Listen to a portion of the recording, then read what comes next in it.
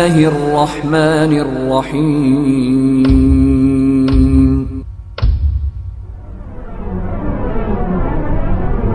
إن الحمد لله نحمده ونستعينه ونستغفره ونعوذ بالله من شرور أنفسنا ومن سيئات أعمالنا من يهده الله فلا مضل له ومن يضلله فلا هادي له وأشهد أن لا إله إلا الله وحده لا شريك له وأشهد أن محمدا عبده ورسوله أعوذ بالله من الشيطان الرجيم بسم الله الرحمن الرحيم يا أيها الذين آمنوا اتقوا الله حق تقاته ولا تموتن إلا وأنتم مسلمون يا أيها الناس اتقوا ربكم الذي خلقكم من نفس واحدة وخلق منها زوجها وبث منهما رجالا كثيرا ونساء واتقوا الله الذي تساءلون به والأرحام إن الله كان عليكم رقيبا يا أيها الذين آمنوا اتقوا الله وقولوا قولا سديدا يصلح لكم أعمالكم ويغفر لكم ذنوبكم ومن يطع الله ورسوله فقد فاز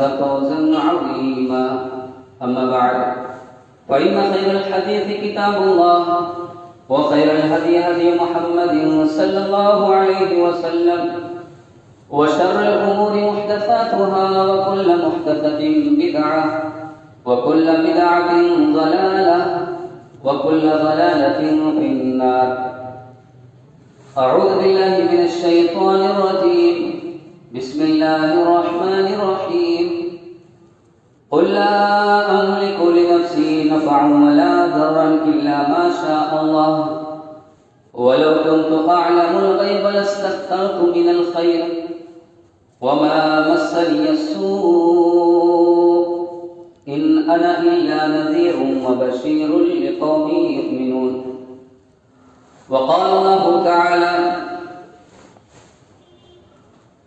ولا تدع من دون الله ما لا ينفعك ولا يضرك فإن فعلت فإنك إذا من الظالمين رب اشرح لي صدري ويسر لي أمري واحلل عقدة من لساني يفقهوا قولي رب زدني علما رب زدني علما اللهم رب زدني علما سبحانك لا علم لنا إلا ما علمتنا إنك أنت العليم الحكيم تمام قسم کی حمد و ثنا بڑائی بزرگی کبریائی اللہ تعالیٰ کے لیے لائق اور زیبا ہے جو ہم سب کے مالک کے خالق کے پالنہار ہے بعد درود و سلام نازل ہو تمام انبیاء کرام پر بالخصوص اللہ کے آخری نبی جناب محمد رسول اللہ صلی اللہ علیہ وسلم وہ ذات مبارکہ مطہرہ جن کو اللہ تعالیٰ نے اس دنیا کے اندر رحمت کائنات بنا کر بھیجا اور جن کے ذریعے ہماری ہدایت اور رہنمائی کا بندوبست ہو. محترم حضرات، قرآن مجید کی دو آیت کریمہ مختلف سورے سے آپ کے سامنے پڑھی گئی ہے. انہی آیات کی روشنی میں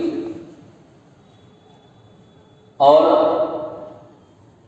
مہینے کا اعتبار کرتے ہوئے چونکہ ماہ سفر سے ہم اور آپ گزر رہے ہیں، آج کا جو ہمارا موضوع ہوگا ماہ سفر اور اسلامی تعلیم، یا ماہ سفر اور ہمارا عقیدہ کیا ہونا چاہیے.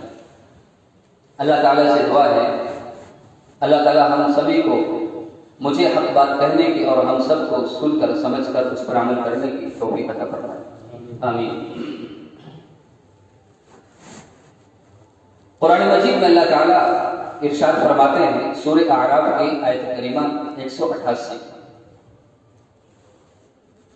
اللہ تعالیٰ ارشاد فرماتے ہیں قُل لَا أَمْلِكُ لِنَفْسِي نَفْعًا وَلَا ضَرًّا إِلَّا مَا شَاءَ اللَّهُ۔ اے نبی آپ لوگوں سے کہہ دو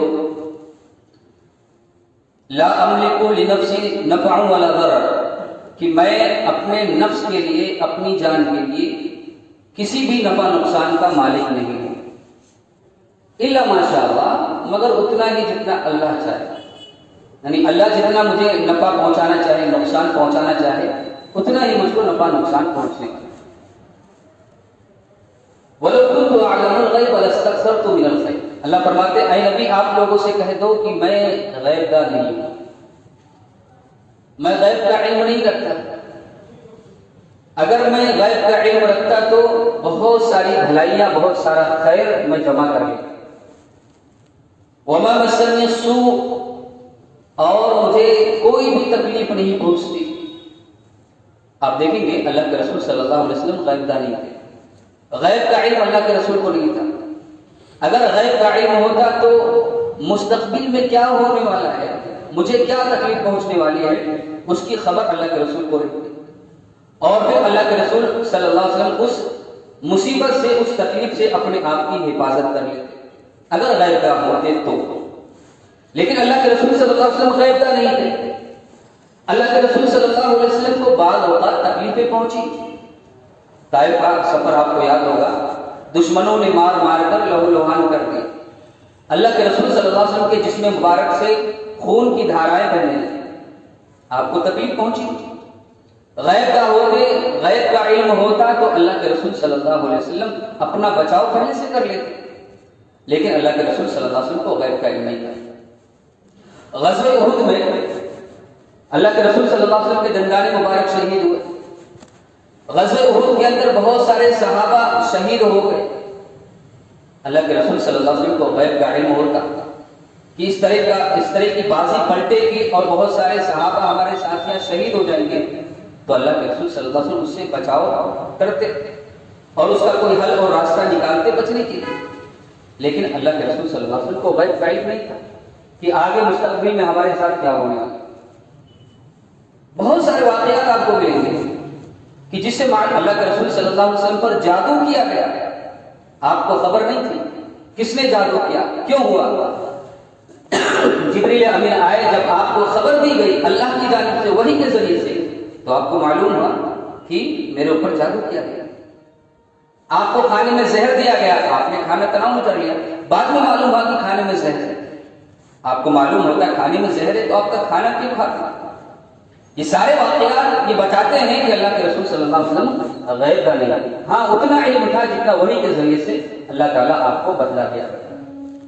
وَمَا مَسَّنِيَ السُّوءُ، اللہ فرماتے ہیں اے نبی آپ لوگوں سے کہہ دو میں نفع نقصان کا مالک نہیں ہوں، مگر اتنا ہی جتنا اللہ تعالیٰ مجھ کو پہنچانا چاہے، اور میں غیب کا علم بھی نہیں جانتا، اگر میں جانتا تو بہت ساری خیر اور بھلائیاں میں جمع کر لیتا اور مجھے تکلیف نہیں پہنچتی۔ پھر میں کیا ہوں، ان انا الا نذیر و بشیر لقوم یؤمنون، میں تو صرف ڈرانے والا ہوں، خوشخبری سنانے والا ہوں ان لوگوں کو جو ایمان رکھتے ہیں، جو اللہ سے ڈرتے ہیں، اللہ پر ایمان رکھتے ہیں، ان کو خوشخبری سنانے والا ہوں، جنت کی اس کی نعمتوں کی، اللہ کے دیدار کی، اس کے فضل اور رحمت کی، اور جو اللہ سے ڈرتے ہیں ان کو ڈرانے والا ہوں اللہ کے عذاب سے۔ تو میں صرف نذیر اور بشیر ہوں، ڈرانے والا ہوں، اللہ نے پیغمبر اور رسول بنا کر مجھ کو اپنا پیغام پہنچانے کے لیے لوگوں کے پاس بھیجا۔ اس آیت کریمہ سے معلوم یہ ہوا کہ اللہ کے رسول صلی اللہ علیہ وسلم نہ ہی غیب دان تھے اور نہ ہی نفع نقصان کے مالک تھے۔ نفع نقصان کا مالک اللہ تعالیٰ، نفع بھی اللہ کی طرف سے، نقصان بھی اللہ کی طرف سے۔ نفع اللہ پہنچانا چاہے کوئی روک نہیں سکتا، نقصان پہنچانا چاہے تو کوئی ٹال نہیں سکتا۔ یہ ساری چیزیں اللہ کے کنٹرول میں ہیں، اللہ کی اختیار میں۔ دوسری آیت کریمہ دیکھیے اللہ تعالیٰ فرماتے ہیں سورہ زمر کی آیت کریمہ 38 سے، اللہ تعالیٰ فرماتے ہیں قل افرأیتم ما تدعون من دون اللہ، اے نبی آپ لوگوں سے کہہ دو ذرا یہ بتاؤ جس کی تم اللہ کے علاوہ عبادت کرتے ہو، اللہ کو چھوڑ کر جن کو تم مانتے ہو، سجدہ کرتے ہو، عبادت کرتے ہو، ان ارادنی اللہ بضر هل هن کاشفات ضر، اگر اللہ تعالیٰ مجھ کو کوئی تکلیف پہنچانا چاہے تو یا یہ معبودان باطلہ جن کی تم عبادت کرتے ہو اللہ کو چھوڑ کر یہ اس تکلیف کو ٹال سکتے ہیں، اس تکلیف کو دور کر سکتے ہیں۔ اور فرمایا کہ ان ارادنی اللہ بضر هل هن کاشفات ضر او ارادنی برحمت هل هن ممسکات رحمت، یا اللہ تعالیٰ مجھ پر اپنی کوئی رحمت نازل کرنا چاہے، اپنا فضل کرنا چاہے تو کیا اللہ کی رحمت کو، اللہ کے فضل کو یہ روک سکتے ہیں؟ کوئی بھی عقل مند ہوگا جواب یہی دے گا کہ نہیں، یہ اختیار تو اللہ کے پاس ہے۔ نفع کس کو کتنا پہنچانا ہے، نفع نقصان کس کو پہنچانا ہے، کتنا پہنچنا ہے، یہ سب اللہ کے اختیار میں ہے، اللہ کے لیے۔ اللہ کے رسول صلی اللہ علیہ وسلم کے بھی پاس یہ اختیار نہیں ہے، آپ بھی اس کے مالک نہیں، اس لیے فرمایا آپ لوگوں کو یہ تعلیم دے دو، سمجھا دو، مجھے اگر نقصان پہنچے تو یہ روک نہیں سکتے، اور اگر اللہ اپنی رحمت دینا چاہے تو یہ اس کو منع نہیں کر سکتے۔ پھر فرمایا علیہ یتوکل المتوکلون، اعتماد کرنے والوں کو، بھروسہ رکھنے والوں کو اللہ ہی کی ذات پر بھروسہ رکھنا چاہیے۔ گویا کہ اللہ کی ذات پر ہی بھروسہ ہونا چاہیے کہ اللہ ہی نقصان پہنچانے والا، اللہ ہی نفع پہنچانے، یہ سارے اختیارات اللہ کے پاس ہیں۔ تیسری آیت کریمہ اللہ تعالیٰ فرماتے ہیں سورہ یونس کی آیت کریمہ 106 وَلَا تَدْعُوا مِن دُونِ اللَّهِ مَا لَا يَنفَعُكَ وَلَا يَضُرُّكَ فَإِن فَعَلْتَ فَإِنَّكَ إِذًا مِنَ الظَّالِمِينَ۔ اے نبی وَلَا تَدْعُوا مِن دُونِ اللَّهِ، اے لوگوں تم اللہ کو چھوڑ کر ایسے کی عبادت کیوں کرتے ہو، مَا لَا يَنفَعُكَ وَلَا يَضُرُّكَ، جو آپ کو نہ نفع پہنچا سکتے ہیں اور نہ ہی نقصان پہنچا سکتے ہیں۔ یعنی اللہ کو چھوڑ کر جن معبودان باطلہ کو تم مانتے ہو، پوجتے ہو، ان کی عبادت کرتے ہو، کیوں کرتے ہو؟ یہ نہ نفع پہنچا سکتے ہیں نہ ہی نقصان پہنچا سکتے ہیں۔ گویا کہ پتہ چلا اللہ کے علاوہ کوئی بھی نفع نقصان کا مالک نہیں۔ اور یہی واقعہ کہ ابراہیم علیہ السلام کا جو واقعہ ہے یہی ہوا تھا۔ آپ جب بت خانے میں گئے، سارے بتوں کو جب توڑ دیا اور جو بڑا بت تھا اس کے گلے میں جب کلہاڑی لٹکا دی، اور جب بت خانے میں لوگ جمع ہو گئے بت کو ماننے والے، اور جب انہوں نے دیکھا کہ ہمارے معبودان باطلہ بکھرے ہوئے پڑے ہیں، ٹوٹے ہوئے پڑے ہیں، تو پھر غصے میں آگ ببولا ہوا، لال پیلے ہو گئے، سرخ ہو گئے غصے میں، کہا گیا کس نے ہمارے معبودوں کے ساتھ یہ معاملہ کیا ہے؟ لوگوں نے کہا قالوا سمعنا فتى يذكرهم يقال له ابراہیم، ایک نوجوان کو سنا ہے جس کا نام ابراہیم ہے۔ ابراہیم علیہ السلام کو طلب کیا گیا انت فعلت هذا بآلهتنا یا ابراہیم، اے ابراہیم کیا تم نے یہ ہمارے معبودوں کے ساتھ یہ معاملہ کیا ہے؟ قال بل کبیرهم هذا فاسألهم ان كانوا ينطقون، تو ابراہیم علیہ السلام نے کیا کہا اپنے بڑے سے پوچھو، اگر یہ بولتے ہو تو ان سے پوچھو کس نے کیا ہے، یہ تو زندہ ہے، یہ تو بھی صحیح سلامت ہے، ان کی تو گردن نہیں ٹوٹی ہوئی، ان کے ہاتھ پیر تو صحیح سلامت ہے، تو ان سے پوچھو کس نے کیا ہے۔ تو پھر ابراہیم علیہ السلام کا جب سوال ہوا تو لوگوں نے جواب دیا کہ ابراہیم تم جانتے ہو یہ بول نہیں سکتے، سن نہیں سکتے، نفع نقصان کے مالک نہیں ہے یہ۔ تو ابراہیم علیہ السلام نے یہی کہا کہ ہم بھی تو یہی کہہ رہے ہیں کہ یہ نہ بول سکتے، نہ سن سکتے، نفع نقصان کے مالک نہیں ہے، اپنا بچاؤ نہیں کر سکتے، تمہارا بچاؤ کیا کریں؟ یہی تو میں بھی سمجھانے کی کوشش کر رہا ہوں اتنے دنوں سے کہ یہ نہ بول سکتے، نہ سن سکتے ہیں، نہ نفع نقصان کے مالک ہیں، اختیار ان کے ہاتھ میں نہیں ہے، اختیار تو اللہ کے ہاتھ میں۔ تو پھر ان کی عبادت تم کیوں کرتے ہو؟ یہی تو بتانے کی میں تمہیں کوشش کر رہا ہوں۔ تو اللہ کے علاوہ جن کو تم مانتے ہو، پوجا کرتے ہو، عبادت کرتے ہو، ما لا ينفعك ولا يضرك، تمہیں نہ نفع پہنچا سکتے ہیں نہ ہی نقصان پہنچا سکتے ہیں۔ فَإِن فَعَلْتَ فَإِنَّكَ إِذًا مِنَ الظَّالِمِينَ، اللہ فرماتے ہیں اگر تم نے ایسا کیا، اس کے باوجود بھی تم نے ان کو مانا، ان کی عبادت کی، ان کے سامنے جھکے، ان کو سجدہ کیا، اِذًا مِنَ الظَّالِمِينَ، تو تم ظالموں میں سے ہو جاؤ۔ اس لیے کہ یہ کام کرنا سب سے بڑا ظلم ہے، ان الشرک لظلم عظیم، شرک سب سے بڑا ظلم ہے، اس لیے تم ظالموں میں سے ہو جاؤ۔ یہ آیت کریمہ بھی ہمیں یہ سبق دیتی ہے، بتلاتی ہے نفع نقصان کے مالک اللہ کا، کوئی نبی نہیں، کوئی رسول نہیں۔ یہ معبودان باطلہ جو ہمارے سامنے ہیں، جن کو ہم دیکھتے ہیں، جن کی لوگ عبادت کرتے ہیں، پوچھتے ہیں، ان کے ہاتھ میں کوئی اختیار نہیں، کوئی کنٹرول نہیں، سارا اختیار، ساری پاور اللہ تعالیٰ کے ہے۔ نفع نقصان کا مالک اللہ تعالیٰ ہے۔ ایک اور آیت کریمہ دیکھیے، چوتھی آیت کریمہ سورہ توبہ کی آیت کریمہ 51، اللہ تعالیٰ فرماتے ہیں قُلْ لَن يُصِيبَنَا إِلَّا مَا كَتَبَ اللَّهُ لَنَا، اے نبی آپ لوگوں سے کہہ دو ہرگز ہمیں وہ چیز نہیں پہنچ سکتی یا کوئی چیز ہمیں نہیں پہنچ سکتی الا ما كتب اللہ لنا، مگر اتنا ہی جتنا اللہ تعالیٰ نے ہماری قسمت میں لکھ دیا۔ کوئی نفع ہمیں نہیں پہنچے گا مگر اتنا ہی جتنا اللہ نے لکھ دیا ہے، کوئی نقصان ہم کو نہیں پہنچے گا مگر اتنا ہی جتنا اللہ نے لکھ دیا ہے۔ علیہ یتوکل المؤمنون، ایمان رکھنے والوں کو اللہ کی ذات پر بھروسہ رکھنا چاہیے۔ وہ مولانا وعلی اللہ فلیتوکل المؤمنون، وہی ہمارا کارساز مولا ہے، اسی پر بھروسہ رکھنا چاہیے ایمان والوں کو۔ اس آیت کریمہ میں اللہ تعالیٰ نے یہ بات سمجھانے کی کوشش کی کہ نفع نقصان اللہ کی طرف سے، جتنا اللہ تعالیٰ نے لکھ دیا ہے، جس قدر لکھ دیا ہے اتنا ہی پہنچے گا، اس سے زیادہ نہیں پہنچ سکتا، نہ ہی اس سے کم پہنچے گا۔ اور یہی بات اللہ کے رسول صلی اللہ علیہ وسلم نے صحابہ کو سمجھانے کی کوشش کی۔ صحابی رسول ہے عبداللہ بن عباس رضی اللہ تعالی عنہ،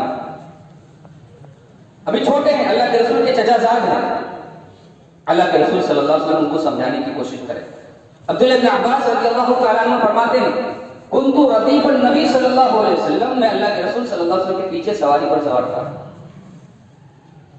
تو اللہ کے رسول نے کہا الا اعلمک بکلمات ینفعک اللہ بہ، اے بچے، اے غلام، کیا میں تجھے چند کلمات ایسے نہ سکھاؤں جس کے ذریعے سے اللہ تعالیٰ تجھ کو نفع پہنچائے؟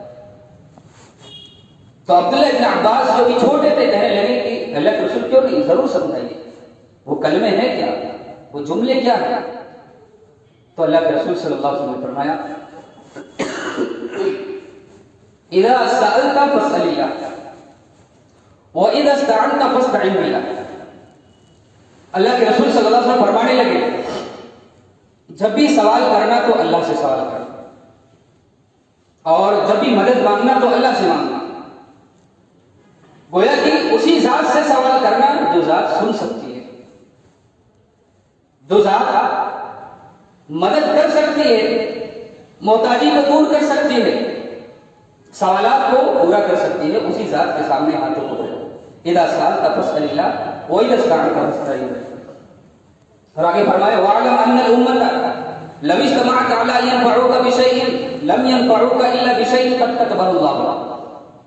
اور فرمایا اے بچے یہ بات جان لے، اگر پوری امت، پوری کائنات، پورے لوگ، پوری جماعت مل کر تجھے اگر نفع پہنچانا چاہے تو اتنا ہی نفع پہنچے گا جتنا اللہ تعالیٰ نے تیری قسمت میں، تیری مقدر میں لکھ دیا۔ لوگوں کے پہنچانے سے کچھ نہیں ہونے والا، جتنا اللہ تعالیٰ نے مقدر میں لکھا ہے اتنا ہی پہنچے گا۔ لوگ کتنی پلاننگ کر لے، سازشیں کر لے مارنے کی، لیکن جب تک اللہ تعالیٰ بچانا چاہے کوئی نہیں مار سکتا۔ اللہ کے رسول صلی اللہ علیہ وسلم کو تو مارنے کی پلاننگ کی گئی، گھر کے سامنے لوگ کھڑے مارنے کے لیے کہ اللہ کے رسول ابھی نکلے کہ ہم ان کو مار کے قتل کر دیں۔ بڑے بڑے کفار مکہ کے بڑے بڑے نوجوان جو بہادر تھے، پہلوان تھے، بلڈر تھے، ان کو لگایا گیا تھا گھر کے سامنے کہ اللہ کے رسول جیسے ہی گھر سے باہر نکلیں گے ان کا کام تمام کر دیں۔ لیکن جس کو اللہ تعالیٰ بچانا چاہے اس کو کون مار سکتا ہے؟ سامنے سے نکل گئے اللہ کے رسول اور اندھے ہو کر نہیں دیکھ سکتے اللہ کے رسول صلی اللہ علیہ وسلم، اور پھر انہی کے سامنے مدینہ کی طرف اللہ کے رسول صلی اللہ علیہ وسلم ہجرت کر گئے۔ جس کو اللہ بچانا چاہے اس کو کون نقصان پہنچا سکتا ہے؟ اتنا ہی نقصان پہنچے گا جتنا اللہ تعالیٰ نے مقدر میں لکھ دیا ہے، اور اتنا ہی نفع پہنچے گا جتنا اللہ تعالیٰ نے مقدر میں۔ انسان کتنی بھی کوششیں کر لے، کتنی بھی کوششیں کر لے، کتنی بھی حرکت کر لے، کتنے بھی کام و کاج کرے، لیکن نفع اتنا ہی پہنچے گا جتنا اللہ تعالیٰ نے مقدر میں اور قسمت میں لکھ دیا۔ رفعت الاقلام وجفت الصحف، اللہ کے رسول صلی اللہ علیہ وسلم فرماتے ہیں قلم اٹھا لیے گئے اور صحیفے بند کر دیے، یعنی قسمتیں لوگوں کی لکھ دی گئی، اور یہ قسمتیں آدمی زمین اور آسمان کی پیدائش سے 50,000 سال پہلے اللہ تعالیٰ نے ساری تقدیریں لکھی۔ کون انسان نیک ہوگا، کون بد ہوگا، کون کتنا کمائے گا، کتنا کھائے گا، کون غریب ہوگا، امیر ہوگا، فقیر ہوگا، کس کو کیا کیا مصیبت پہنچے گی، کون کون سا انعام ملے گا، یہ ساری چیزیں اللہ تعالیٰ نے 50,000 سال پہلے زمین اور آسمان کی پیدائش سے ساری چیزیں لکھی۔ تو تقدیریں لکھی جا چکی ہیں، لہذا اللہ کی ذات پر انسان کا کامل بھروسہ اور اعتماد ہونا چاہیے۔ یہ مختصر سی تمہید میں نے اس مناسبت سے پیش کی ہے کہ ماہ سفر جس سے ہم اور آپ گزر رہے ہیں، بعض لوگوں کا عقیدہ یہ ہے کہ یہ مہینہ جو ہے بڑا منحوس ہے، اور بعض لوگ اس مہینے سے بدشگونی لیتے ہیں، کوئی نیا کام اس میں کام شروع نہیں کرتے، شادی بیاہ نہیں کرتے اس مہینے میں، کہتے کہ نہیں شادی بیاہ کریں گے تو پھر کیا ہوگا، اس میں کوئی خرابی ہو جائے گی، اس میں برکت نہیں ہوگی، وہ شادی وہ نکاح خیر سے محروم ہو جائے گا۔ کوئی نیا کام نہیں کرتے، کاروبار تجارت شروع نہیں کرتے، کہتے کہ نہیں اس میں برکت نہیں ہوگی، اس لیے کہ یہ مہینہ منحوس۔ بعض لوگ سمجھتے ہیں کہ نہیں اس مہینے کے اندر بلائیں مصیبتیں اترتی ہیں۔ بعض لوگوں کا تصور یہ ہے اور ان کا عقیدہ یہ ہے کہ وہ کچھ چنے لیتے ہیں اور لوگوں میں تقسیم کرتے ہیں تاکہ ان کی بلائیں لوگوں کے اندر چلی جائیں۔ بعض لوگ یہ کرتے ہیں کہ 365 آٹے کی گولیاں بنا کے تالاب کے اندر ڈال دیتے ہیں تاکہ ان کی مصیبتیں ٹلیں۔ بعض لوگ سورہ مزمل کو 311 مرتبہ پڑھتے ہیں، کیوں؟ تاکہ اس مہینے کی مصیبتیں ٹلیں۔ الگ الگ مختلف قسم کے لوگوں کے عقائد ہیں اس مہینے کے تعلق سے۔ محترم حضرات، کوئی بھی مہینہ منحوس نہیں ہوتا، کوئی بھی دن منحوس نہیں ہوتا، کوئی بھی گھڑی منحوس نہیں ہوتی۔ یہ ہمارے اعمال ہیں برے تو منحوس ہوتے ہیں، ہمارے برے اعمال ہیں تو منحوس کر دیتے، ورنہ کوئی بھی دن کوئی بھی گھڑی منحوس نہیں ہوتی۔ تو ماہ سفر کے تعلق سے لوگوں کا عقیدہ یہ ہے کہ یہ منحوس ہوتا ہے۔ دیکھیے زمانے جاہلیت میں بھی لوگ یہ عقیدہ رکھتے تھے کہ یہ جو مہینہ ہے یہ منحوس ہوتا ہے اور اس سے بدشگونی لیتے تھے۔ اور کیوں لیتے تھے؟ علماء نے اس کی صراحت کی ہے کہ آپ دیکھیں گے کہ 3 مہینے پیدر پہ حرمت والے ہیں، ذی القعدہ، ذی الحجہ، محرم الحرام، یہ 3 مہینے حرمت والے ہیں۔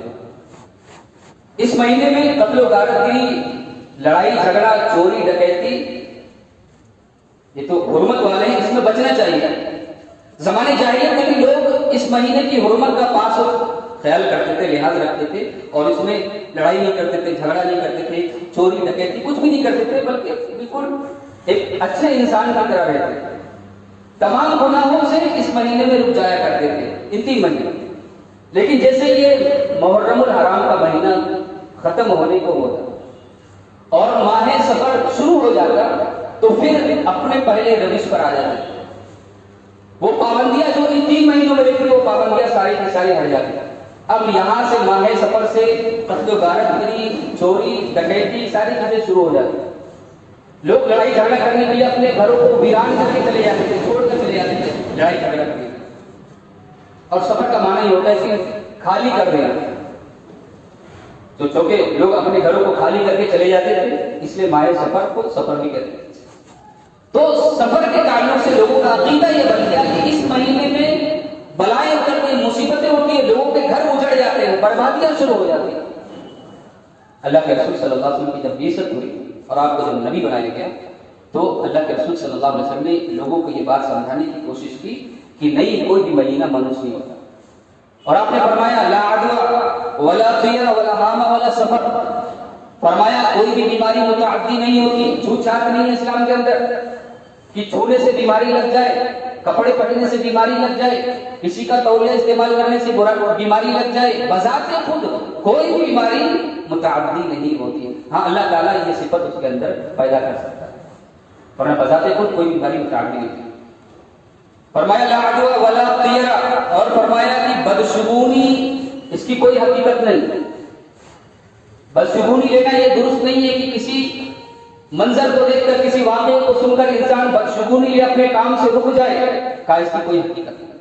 اور فرمایا ولا طیر، اور فرمایا کہ کسی پرندے کو ولا حام، کسی پرندے کو منحوس سمجھنا یہ بھی درست نہیں۔ زمانے جاہلیت کے لوگ جب کوئی سفر شروع کرنا ہوتا تو پرندے کو اڑاتے، اگر وہ پرندہ دائیں طرف بھاگ کر جاتا تو اپنا سفر شروع کرتے، اور اگر بائیں طرف چلا جاتا تو سفر سے رکاتے، کہتے کہ نہیں اب سفر نہیں کر سکتے، اب کوئی خطرہ ہے سفر، اس لیے کہ پرندہ اس طرف اڑ کر گیا۔ تو اس پرندے سے بدشگونی لیا کرتے تھے، بدفعل لیا کرتے تھے، تو اللہ کے رسول نے فرمایا اس کی بھی کوئی حقیقت نہیں، اس سے ہمارے سفر پر کوئی اثر نہیں پڑتا۔ پرندہ دائیں جائے، بائیں جائے، سامنے جائے یا وہیں پر بیٹھا رہے، اڑے ہی نہ، اس سے ہمارے سفر کا کیا تعلق ہے؟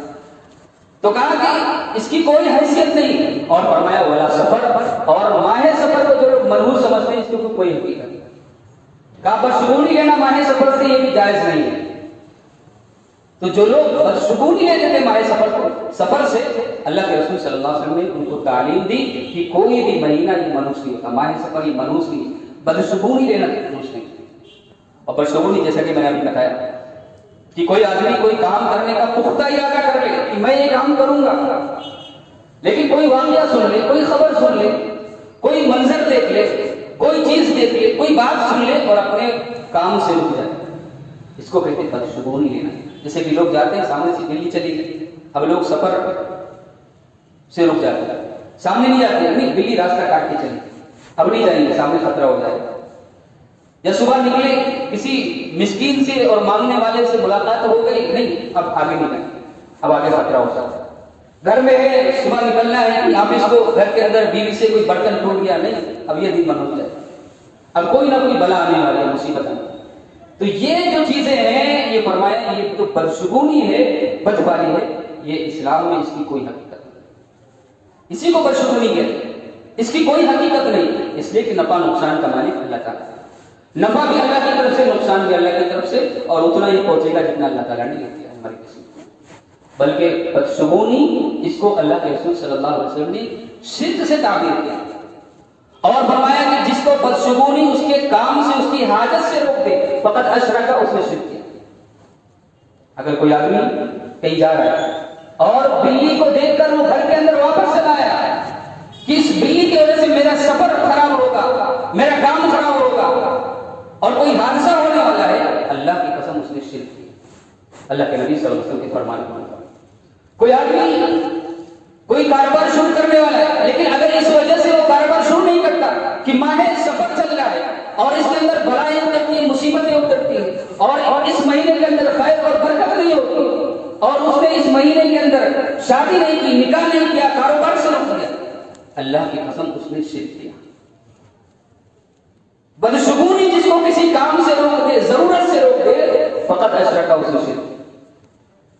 تو بدشگونی کے تمام راستے اللہ کے رسول نے کہ اس کی کوئی حقیقت نہیں، اور یہ شرک کا ایک دروازہ ہے۔ شرک شروع ہوتا ہے اس لیے کہ آدمی کا عقیدہ یہ ہو جاتا ہے کہ نفع نقصان کا مالک نہیں اللہ تعالیٰ نہیں، بلکہ نفع نقصان فلاں چیز کو دیکھنے کی وجہ سے، فلاں منظر کو دیکھنے کی وجہ سے، فلاں واقعے کو سننے کی وجہ سے ہم کو نہیں نقصان پہنچا، عقیدہ اللہ کے ذات سے ہٹ جاتا ہے، اس لیے فرمایا کہ اس نے شرک کیا۔ بعض لوگ زمانے جاہلیت میں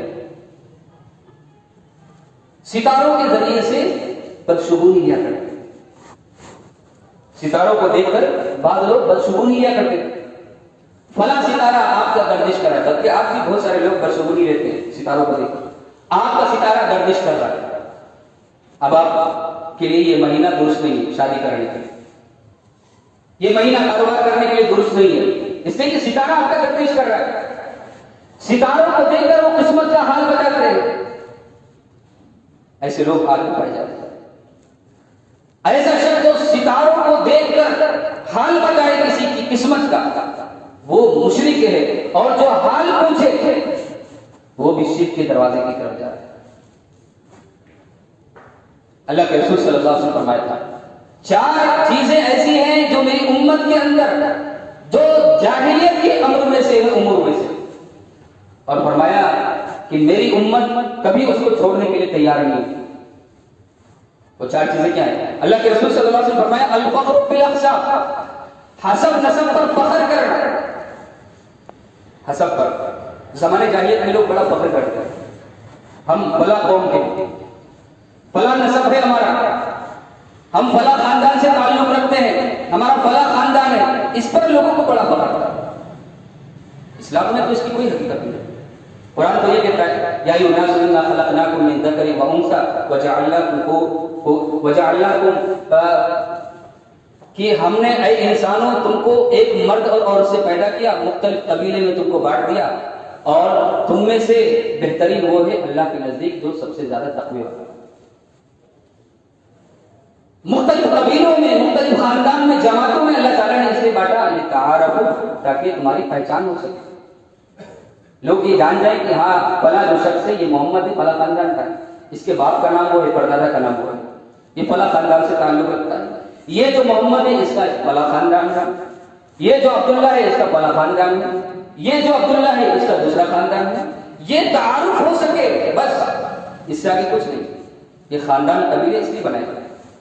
ان اکرمکم عند اللہ اتقاکم، اللہ کے نزدیک متقی وہ ہے، پرہیزگار وہ ہے، یا اللہ کے نزدیک مکرم وہ ہے، محتشم وہ ہے، عزت والا وہ ہے جو سب سے زیادہ متقی ہو.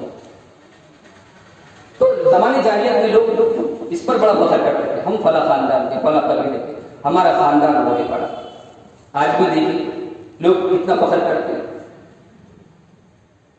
قومیت پر فخر کرنا، حسب نسب پر فخر. ہمارا خاندان ہے، ہماری خاندان کی بچی ہوگی ہم شادی کریں گے، خاندان کی نہیں ہوگی تو نہیں کریں گے. ہم شیخ ہیں، شیخ کی بچی ہونی چاہیے، ہمارا خاندان اونچا ہے. خان ہے، خان کی بچی ہونی چاہیے، ہمارا خاندان اونچا ہے. پٹھان ہے، پٹھان کی بچی ہونی چاہیے، ہمارا خاندان اونچا ہے. ہر شخص کو اپنے خاندان پر فخر ہے، تاکہ یہ زمانے جاہلیت کے امور میں سے.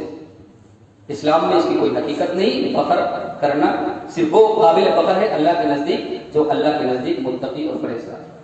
تو ایک چیز یہ ہے کہ قومیت پر فخر کرنا، اور دوسری چیز فرمایا وہ تعانف میں انصاف، نسب میں تعانہ زنی کرنا، لعن طعن کرنا. تیری ماں ویسی ہے، تیرا خاندان ایسا ہے، تیرا باپ ویسا تھا، تیری خالہ ایسا ہے. یہ لعن طعن کرنا نسب میں زمانے جاہلیت میں بڑا تھا. لوگ تانا دیتے تھے لوگوں کو، بچوں کو، تیری ماں ایسی تھی، تیرا باپ ایسا تھا. تو یہ آج بھی لوگوں کے اندر پائی جاتی ہے. تو طعن میں، نسب میں تانا زنی کرنا، لعن طعن کرنا، یہ زمانے جاہلیت کے امور میں سے ہے، اور آج بھی ہمارے اندر یہ چیز پائی جاتی ہے. تیسری چیز فرمایا وہ نوحہ ماتم کرنا. کسی کا انتقال ہو جائے، کوئی حادثہ ہو جائے، پھر رونا، چلانا، گانا بجانا، اور پھر سینے کو چاک کرنا، سینے کو نوچنا، گالوں کو نوچنا، کپڑوں کو پھاڑنا، رونا، گانا، چلانا، یہ ساری چیزیں زمانے جاہلیت میں چلتی تھی. لیکن آج بھی دیکھیے بدقسمتی سے بہت سارے مسلمان ہوں گے، ایمان والے ہوں گے، ان کے اندر یہ ساری چیزیں، ان کے گھروں کے اندر نوحہ ماتم ہوتا ہے. آپ دیکھیے شیعہ حضرات ہیں، ان کا دیکھ لیجیے، یا جو بدعتی ہیں، اہل بدعت ہیں، ان کے گھروں میں آپ دیکھ لیجیے جب میتیں ہوتی ہیں تو کس طرح سے نوحہ ماتم ہوتا ہے، کس طرح سے رونا، گانا، چلانا، کس طرح سے وہ ماتم جو نہیں ہونا چاہیے، جو زمانے جاہلیت میں ہوتا تھا، وہ ساری چیزیں ہوتی ہیں. تو فرمایا یہ زمانے جاہلیت کے امور میں سے ہے، لیکن امت اس کو چھوڑنے کے لیے راضی نہیں ہوگی، تیار نہیں ہوگی، آج بھی چھوڑنے کے لیے تیار نہیں. اور چوتھی چیز آپ نے فرمایا کہ الاستسقاء بالنجوم، ستاروں کے ذریعے سے بارش طلب کرنا. زمانے جاہلیت میں ستاروں سے بارش طلب کی جاتی تھی. فلاں ستارہ گردش کر رہا ہے، بارش ہوگی. ستاروں کے ذریعے سے لوگ دیکھ کر بارش کا پتہ لگاتے تھے. حالانکہ بارش کب ہوگی، کتنی ہوگی، کس جگہ ہوگی، اللہ کے علاوہ کسی کے پاس نہیں. ان اللہ عنده علم الساعة وينزل الغيث. 5 علم ایسے ہیں اللہ تعالیٰ نے اپنے لیے مختص کر رکھے، خاص کر رکھے. ان میں سے ایک بارش کا ہے. بارش کا ہے. بارش کب ہوگی؟ آپ دیکھتے ہیں کبھی دھوپ نکلی ہوتی، بارش ہوتی، دھوپ ہوتی ہے، بارش ہوتی ہے. لوگ کہتے ہیں کہ نہیں بارش نہیں ہوگی، لیکن بارش ہو جاتی ہے. بادل آسمان پر چھا جاتے ہیں، کالے سیاہ بادل، ابر آ جاتی ہے، لوگ کہتے ہیں نہیں بارش ہوگی، بارش نہیں ہوتی. کیوں؟ اللہ جانتا ہے بارش ہوگی، کہاں ہوگی، کتنی ہوگی، اس کے علم میں ہم اور آپ کیا جانتے ہیں. ستاروں کے ذریعے سے لوگ کہتے ہیں نہیں یہ ستارہ گردش کر رہا ہے، یہ ادھر سے ادھر حرکت کرے گا تو بارش ہوگی، یہ ادھر جھکا ہوا ہے، بارش نہیں ہوگی. آج بھی زمانے جاہلیت میں بھی لوگ کرتے تھے، آج بھی. تو ستاروں کے ذریعے سے قسمت کو لوگ معلوم کرتے تھے. اللہ کے رسول نے فرمایا کہ یہ ایسی چیزیں جو زمانے جاہلیت میں، جب جاہل کے لوگ علم نہیں تھا، اتنا دین نہیں تھا، تب لوگوں کے اندر یہ بگاڑ تھا، بدعقیدت تھی. اب تو لوگوں کے اندر علم آ گیا، قرآن ہے، سنت ہے، اللہ کے رسول کو اللہ تعالیٰ نے ہادی، مرشد اور مبشر اور نذیر بنا کر بھیجا. اب تو یہ ساری چیزیں ختم ہونی چاہیے. تو ستاروں کے ذریعے سے لوگ اس طرح کا عقیدہ رکھتے تھے کہ ستارہ گردش کر رہا ہے، اور ستاروں کے ذریعے سے لوگ قسمت کو معلوم کرتے. یہ وجہ ہے اللہ کے رسول صلی اللہ علیہ وسلم نے ایک مرتبہ فجر کی نماز پڑھائی، رات میں بارش ہوئی، فجر کی نماز پڑھائی. تو اللہ کے رسول نے صحابہ سے کہا کہ اے صحابہ جانتے ہو تمہارے رب نے آج کیا کہا؟ صحابہ نے کہا کہ نہیں، اللہ اور اس کے رسول زیادہ جانتے. کہا کہ تمہارے رب نے یہ کہا کہ آج میرے بندوں میں سے کچھ لوگوں نے ایمان کی حالت میں صبح کی ہے، اور کچھ لوگوں نے کفر کی حالت میں صبح کی. اللہ کے رسول وہ کیسے؟ کہا جس نے کہا یہ بارش ہوئی اللہ کے فضل سے، اللہ کی رحمت سے، وہ اللہ پر ایمان لایا، ستاروں کا اس نے انکار کیا۔ اور جس نے کہا کہ بارش فلاں ستارے کی وجہ سے ہوئی، گردش کرنے کی وجہ سے، اس نے اللہ کا انکار کیا، وہ ستاروں پر ایمان لے آیا، وہ کافر اور مشرک ہو گیا، اس لیے کہ اس کا عقیدہ اللہ کی ذات پر نہیں۔ ستاروں کے ذریعے سے قسمت معلوم کرنا، بارش معلوم کرنا، اور یہ بتانا کہ نہیں یہ چیز تمہارے لیے درست نہیں ہے، یہ چیز ساری کی ساری زمانے جاہلیت کے امور میں سے ہے، لہذا ہمیں اور آپ کو اپنے عقیدہ درست کرنا چاہیے۔ یہی وجہ ہے کہ اللہ کے رسول صلی اللہ علیہ وسلم نے اس غلط عقیدے کو ختم کرنے کے لیے جو نجومی ہوتے ہیں، جو کاہن ہوتے ہیں، ستاروں کو دیکھ کر جو قسمت بتاتے ہیں، یا ہاتھوں کی لکیروں کو دیکھ کر جو قسمت بتاتے ہیں، ان کے پاس جانے سے اللہ کے رسول نے منع کر دیا، تاکہ یہ پورا عقیدہ، غلط عقیدہ ہمارا اور آپ کا خراب نہ ہو، عقیدہ ہمارا خراب نہ ہو، اور اس غلط عقیدے سے ہم اور آپ بچ سکے، اپنی حفاظت کر سکے۔ اللہ کے رسول صلی اللہ علیہ وسلم نے فرمایا من اتی عرافا فسأله عن شيء لم تقبل له صلاة 40 لیلہ، جو کسی عراف کے پاس، کاہن یا نجومی کے پاس جاتا ہے قسمت کا حال معلوم کرنے کے لیے، 40 دن تک اس کی نمازیں قبول نہیں ہوتی، 40 دن تک وہ خشوع خضوع کے ساتھ نماز پڑھے، تکبیر تحریمہ کے ساتھ نماز پڑھے، جماعت کے ساتھ نماز پڑھے، اس کے باوجود بھی اس کی 40 دن تک کوئی نماز قبول نہیں ہوتی، اس لیے کہ اس نے اللہ کے رسول کی شریعت کا انکار کیا، اللہ کا انکار کیا۔ قسمت اللہ جانتا ہے، تقدیر اللہ نے بنائی ہے، نفع نقصان کا مالک اللہ تعالیٰ ہے، وہ جانتا ہے، اس کے اختیار میں کسی کی کیا مجال کہ وہ بتا سکے کل تمہارے ساتھ کیا ہوگا۔ کوئی غیب کا نہیں اس دنیا کے اندر، اگر کوئی ہوتا تو اللہ کے رسول کی ذات ہوتی، لیکن ان کے بارے میں بھی قرآن نے نفی کر دی کہ آپ بھی غیب کا نہیں ہیں، تو دنیا کی کون سی ایسی ہستی ہے جو آپ کو بتا سکے کہ کل آپ کے ساتھ کیا ہوگا؟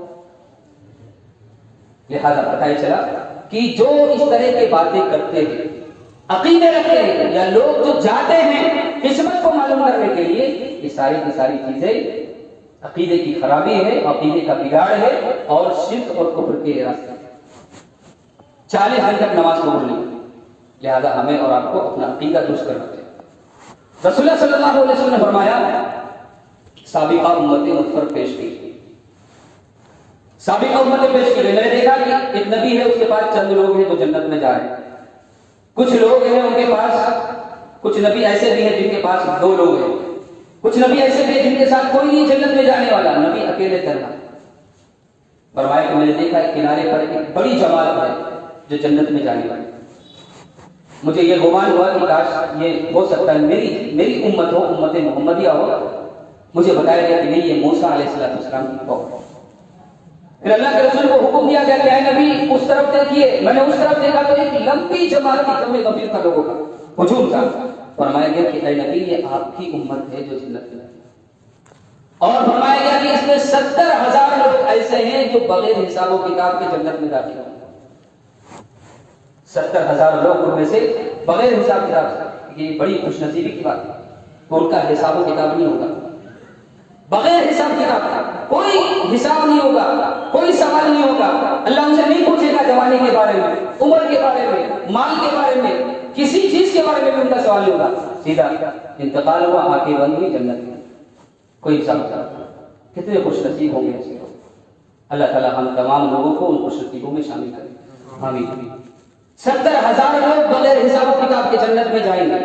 اللہ کے رسول یہ بات فرما کر چلے گئے، صحابہ بیٹھے، گفتگو ہونے لگی، کیسے لوگ ہوں گے، کون سے لوگ ہوں گے جو جنت میں بغیر حساب و کتاب کے جائیں گے؟ کچھ لوگ کہنے لگے کہ نہیں، یہ وہ لوگ ہوں گے اسلام میں جن کی ولادت ہوئی، اسلام میں مر گئے۔ کچھ لوگ کہنے لگے کہ نہیں، یہ پہلے جو اسلام لائے یہ اللہ کے رسول کے صحابہ ہوں گے۔ کچھ لوگوں کی مختلف رائے تھی، کچھ لوگوں کی الگ رائے۔ کچھ دیر کے بعد پھر اللہ کے رسول تشریف لائے، کہا کہ کس بارے میں بحث ہو رہی ہے؟ کہا اللہ کے رسول آپ یہ تو بتا کر چلے گئے 70,000 لوگ جنت میں بغیر حساب و کتاب کے جائیں گے، لیکن وہ ہوں گے کون لوگ، کیسے لوگ ہوں گے؟ پھر اللہ کے رسول صلی اللہ علیہ وسلم نے اس کا جواب دیا، فرمایا هم الذين لا يرقون ولا يسترقون ولا يتطيرون وعلى ربهم يتوكلون۔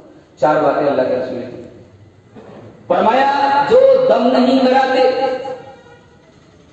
غیر شریک، جھاڑ پھونک نہیں کراتے، نہ کرتے ہیں، اور بدشگونی نہیں لیتے، ولا يتطيرون، بدشگونی نہیں لیتے، وعلی ربہم یتوکلون، اپنے رب کی ذات پر بھروسہ. ان کا عقیدہ صرف اپنے رب کی ذات پر ہوتا ہے. نفع اللہ کی طرف سے، نقصان اللہ کی طرف سے، مصیبتیں آئیں گی اللہ کی طرف سے ہی آئیں گی، اتنی ہی آئیں گی جتنا اللہ تعالیٰ نے لکھ دیا ہے.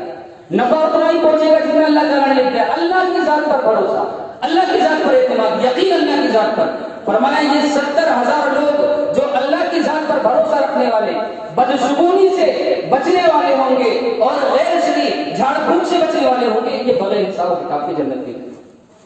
ایک الفاظ میں کہو، جن کا عقیدہ مضبوط ہو، جو نفع نقصان کا مالک اللہ کو سمجھتے ہوں، یہ مضبوط عقیدے والے ہوں گے جو بغیر حساب و کتاب کی جنت میں جائیں گے. محترم حضرات، لہذا جو لوگ کسی مہینے کو منحوس سمجھتے ہیں، کسی دن اور گھڑی کو منحوس سمجھتے ہیں، ان کا عقیدہ خراب ہے. عقیدے کی اصلاح کی ضرورت ہے. اللہ تعالیٰ سے دعا ہے اللہ تعالیٰ ہمیں باتوں کو سمجھنے کی، اپنے عقیدے کو درست کرنے کی توفیق عطا فرمائے.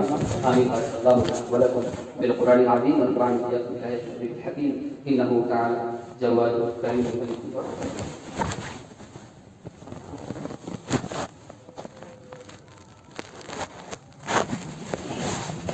إن الحمد لله نحمده ونستعينه ونستغفره ونعوذ بالله من شرور أنفسنا ومن سيئات أعمالنا.